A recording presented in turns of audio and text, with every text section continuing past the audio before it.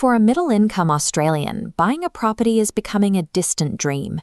Instead, many are turning to shares and ETFs as the primary way to build wealth and eventually step away from the 9-to-5.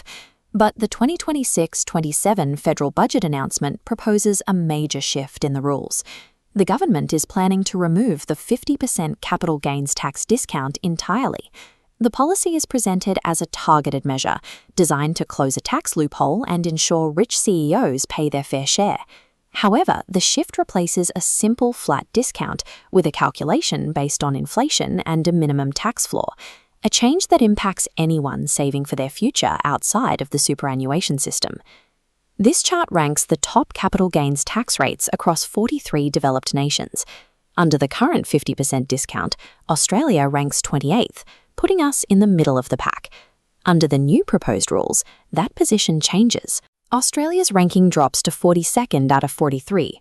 This puts the Australian tax rate on investment growth significantly higher than the rates found in the UK, France, or Germany. By moving 14 places down the list, Australia becomes a global outlier, adopting one of the most aggressive tax environments in the developed world.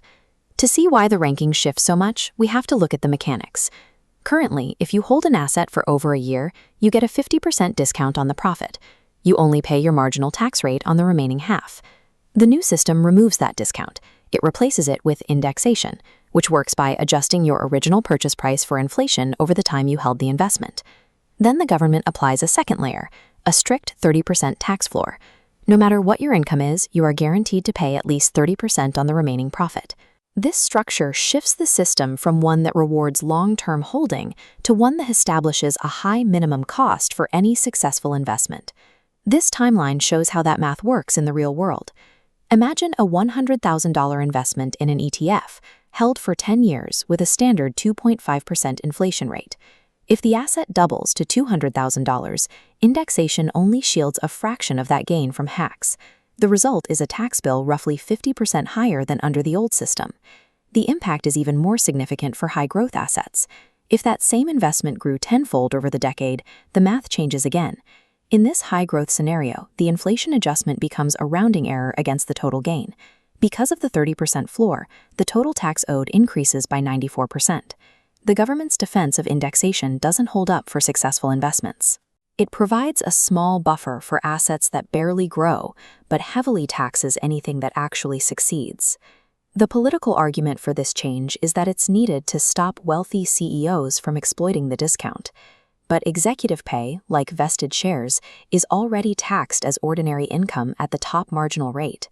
These reforms miss those elite structures entirely, leaving the burden on ordinary retail investors. Proponents also argue that these high rates are the only way to pay for public services, like Medicare, the PBS, and our hospitals. But we can see from other nations that this isn't the case. This hospital is part of the UK's universal healthcare system, one of many services funded by a tax system with a top effective capital gains rate of just 24%.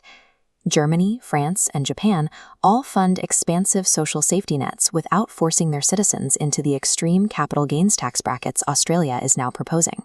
If these changes become law, building a passive income stream outside of property will become significantly more expensive.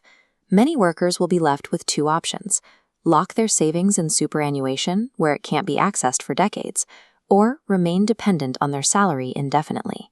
With tax increases on high-growth assets reaching as high as 94%, the time required to build a self-sustaining portfolio moves years, and in many cases decades, further away. However, this isn't a finished law. It is currently an exposure draft, meaning it still needs to pass through the Senate, where the crossbench will decide its fate.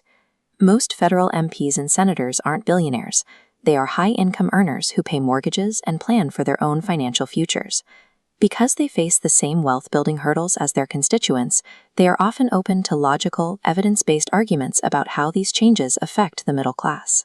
You can influence this process by emailing your state senators. Tell them you support targeting actual tax abuses, but that the 30% floor on ordinary shares needs to be removed. Reach out to your local representatives now while the draft is still being debated.